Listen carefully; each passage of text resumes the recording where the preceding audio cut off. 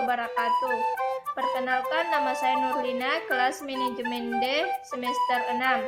Di sini saya mau mempresentasikan hasil makalah yang telah saya buat dengan judul kompensasi.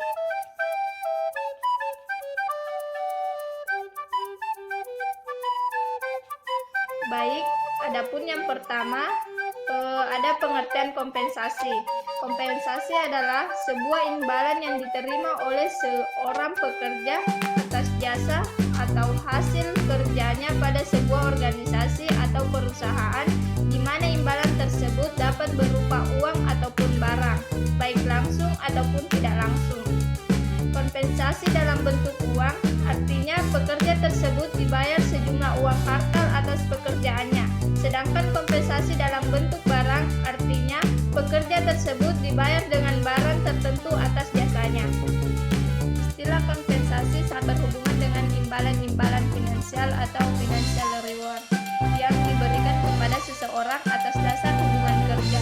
Biasanya kompensasi diberikan dalam bentuk finansial atau uang karena pengeluaran moneter yang dilakukan oleh sebuah organisasi. Pemberian kompensasi yang baik kepada pekerja atau karyawan yang memberikan dampak positif pada sebuah organisasi diantaranya: 1. Memacu karyawan untuk berprestasi dan bekerja lebih giat.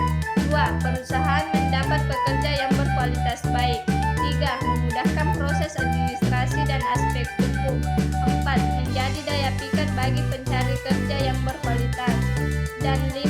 Perusahaan memiliki kelebihan tersendiri dibanding kompetitor.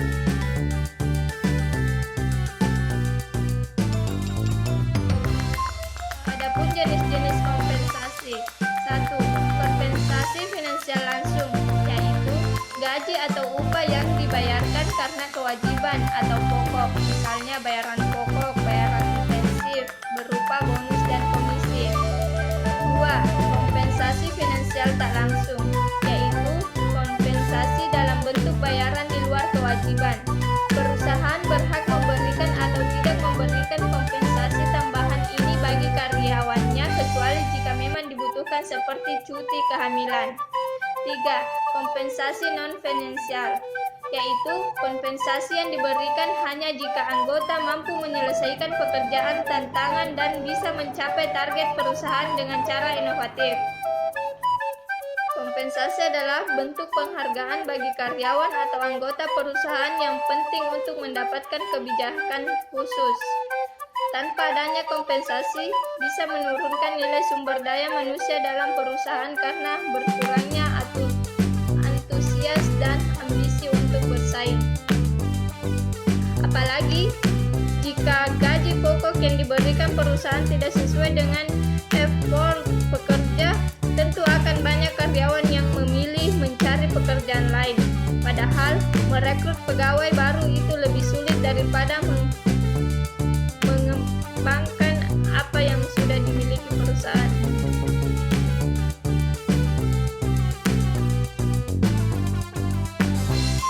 Selanjutnya, tujuan memberikan kompensasi. Berikut beberapa tujuan diberikannya kompensasi untuk karyawan. 1. Bentuk penghargaan bagi karyawan. 2. Sebagai jaminan keadilan gaji karyawan. 3. Sebagai upaya untuk mempertahankan karyawan dan mengurangi turnover. 4. Untuk mendapatkan karyawan yang berkualitas. 5. Upaya untuk mengendalikan biaya. Dan 6. Untuk memenuhi peraturan-peraturan perusahaan juga nasional. Melalui kompensasi, bagaimana suatu bisnis atau perusahaan dapat dikatakan mampu mencapai keberhasilan suatu sistem yang sudah dibuat. Apa kriterianya? Suatu perusahaan bisa dikatakan berhasil dalam mencapai sistem hanya jika mencapai berikut ini. 1. Perusahaan mampu mempertahankan individu-individu yang berkompeten dan berkualitas. 2. Perusahaan mampu mencapai target dan tujuan lebih cepat dari yang direncanakan. 3. Memberikan spektrum yang lebih luas terhadap perilaku dari seluruh anggota perusahaan. 4. Tercapainya keadilan atau persamaan bagi seluruh karyawan tanpa adanya ketimpangan. 5. Sesuai dengan ketentuan peraturan dalam suatu wilayah, misalnya adanya UMR.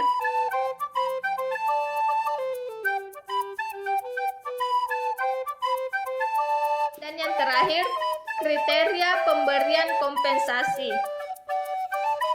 Pemberian kompensasi tidak bisa asal-asalan dan harus disertakan pertimbangan yang memiliki dasar. Kebijakan pemberian kompensasi dalam suatu perusahaan didasarkan atas hal-hal berikut. 1. Harga atau nilai pekerjaan. Penilaian harga pekerjaan harus menjadi prioritas utama dalam menentukan tindakan kompensasi seperti apa yang harus direncanakan perusahaan. Penilaian harga pekerjaan dan dapat didasarkan atau dua hal. Pertama, berdasarkan jenis keahlian suatu pekerjaan, tingkat risiko dan kerumitannya. Kedua, dengan melakukan survei harga kompensasi dari organisasi lain yang bisa dijadikan